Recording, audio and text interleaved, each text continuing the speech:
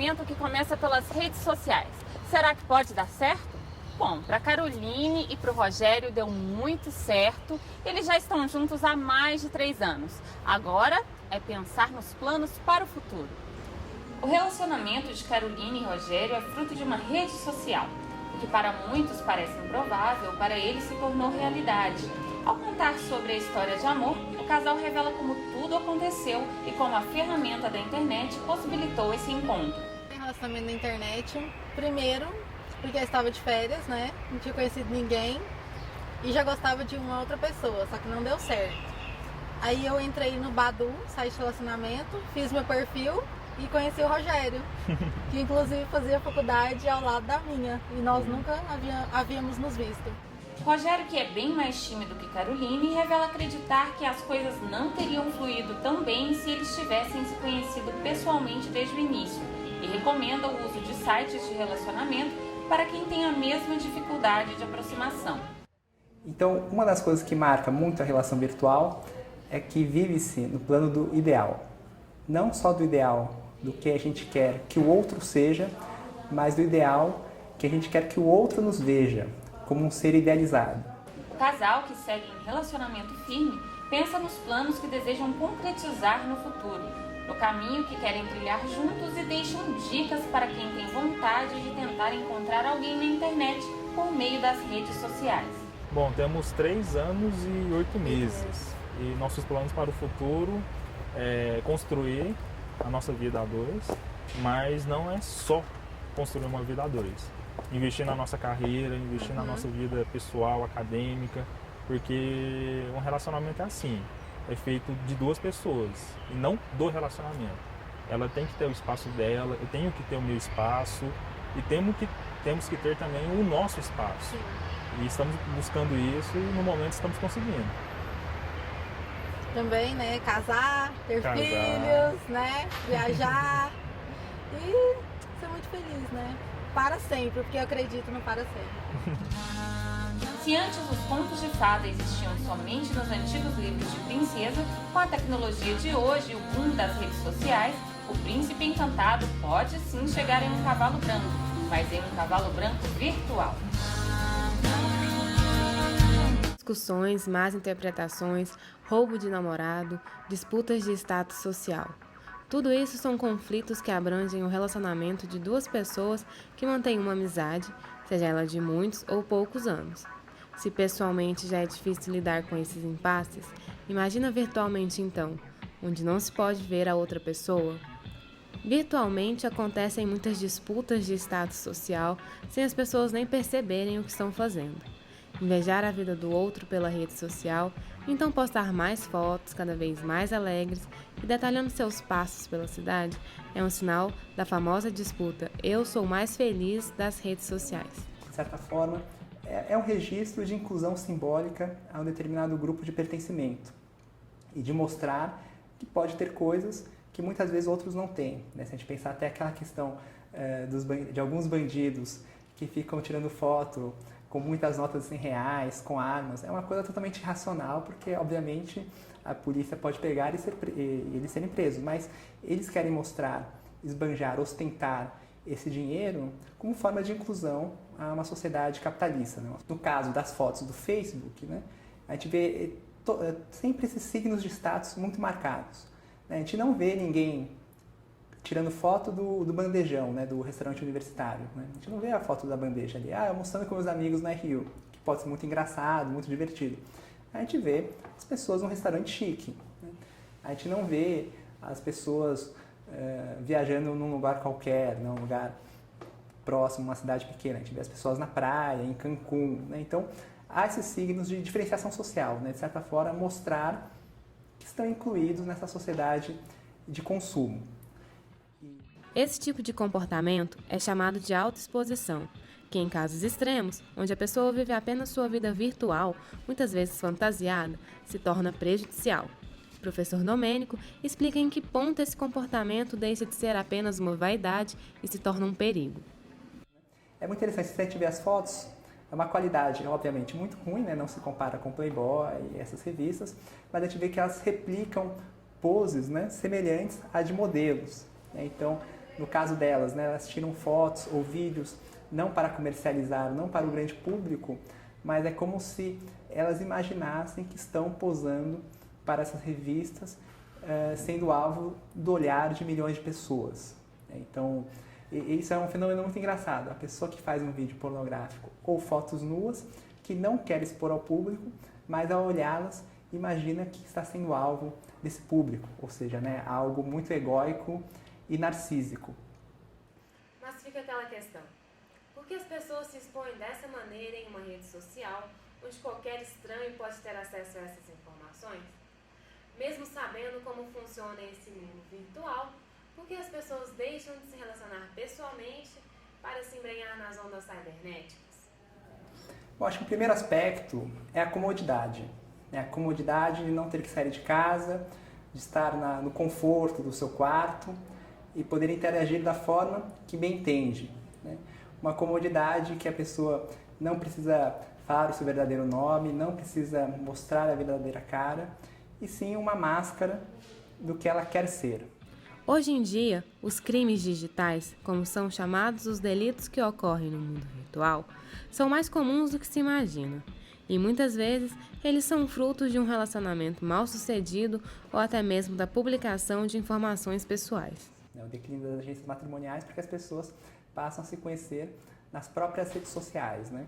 Então isso é bom porque facilita esse primeiro contato, mas também pode ser patológico, no sentido de que as pessoas acabam caindo num grande isolamento e muitos passam a não encontrar as pessoas. Então não existe uma regulamentação específica. O que existe são crimes que podem ser praticados por meio da internet. Então esses crimes, em geral, esses crimes são enquadrados como injúria, né? Existe também o crime de violação de segredo. Ela criminaliza a conduta de quem viola dispositivos de computadores, né? Se o seu computador tem uma senha e você consegue violar essa senha para obter dados. Então, a violação de senhas, dispositivos de segurança de computadores. Também é um crime que tem uma pena de 3 meses a 1 ano. E, com relação à vítima, no momento, ela vai ficar à mercê da legislação que nós temos.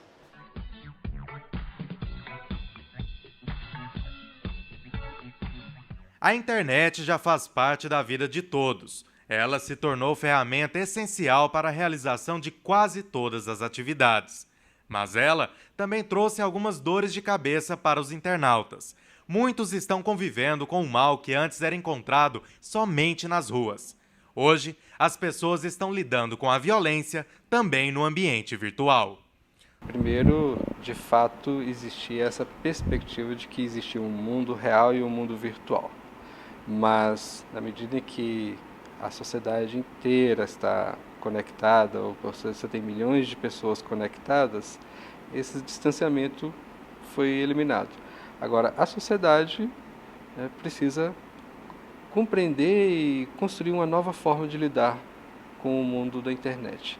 O mundo da internet não é mais um mundo particular, já não era particular, mas muitas pessoas ainda estão trabalhando e colocando informações ou dando suas opiniões como se elas estivessem no seu mundo particular. A sensação do anonimato aliada à impunidade abriu espaço para várias práticas criminosas.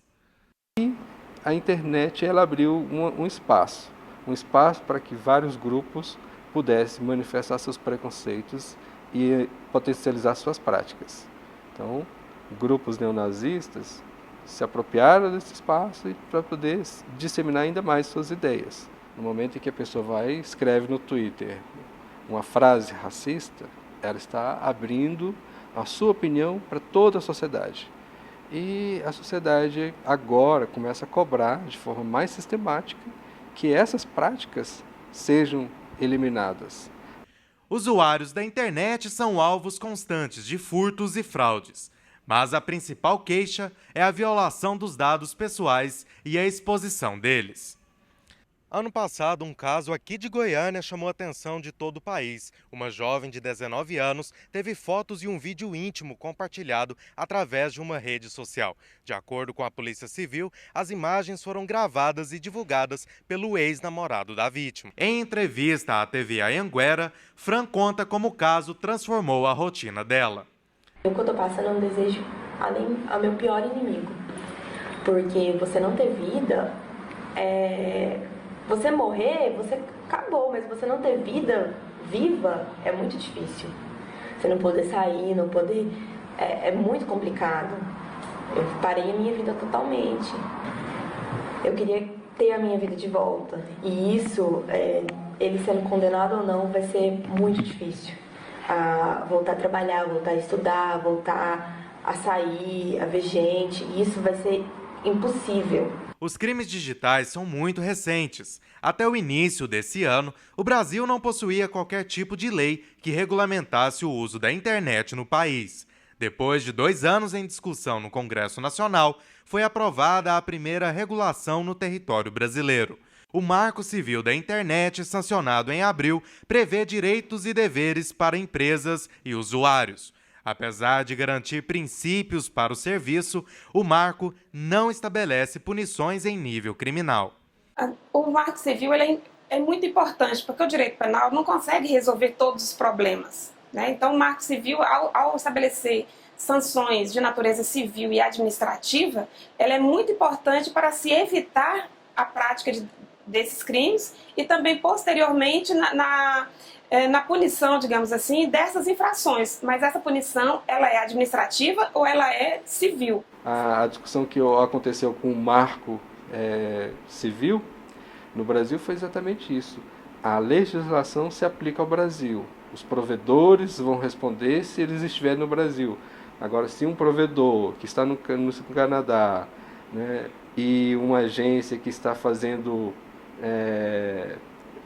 uma conexão a partir de um grupo de discussão em outro país na Europa, mas está falando e atacando brasileiros, a legislação brasileira não teria como interferir, porque se trata de 2 países totalmente diferentes. O Marco Civil da Internet é importante, né, porque regulamenta o assunto, coloca atribuições, responsabilidades para os provedores, para todos que lidam com a internet. Foi um marco importante, né? Agora, para que haja uma lei estabelecendo essas condutas como sendo condutas criminosas, a gente ainda precisa de uma legislação específica. Apesar de não existir uma legislação específica, a maior parte dos casos são enquadrados em algum crime já previsto no Código Penal. Os mais comuns são os crimes de calúnia, injúria, difamação, estelionato e violação de direitos. Muitos estados já contam com delegacias especializadas em crimes digitais. Em Goiás, ainda não existe essa divisão. Essa advogada alerta quais procedimentos devem ser adotados quando uma pessoa for vítima de algum crime na internet. Atualmente, a vítima ela tem que procurar uma delegacia, pedir a instauração de um inquérito, né, para que o delegado, então, investigue o crime. Em outubro deste ano, o caso Fran foi encerrado. O ex-namorado da vítima, o empresário Sérgio Henrique, foi considerado culpado. O rapaz, de 23 anos, fez um acordo com a justiça e vai pagar a pena com serviços comunitários durante 5 meses.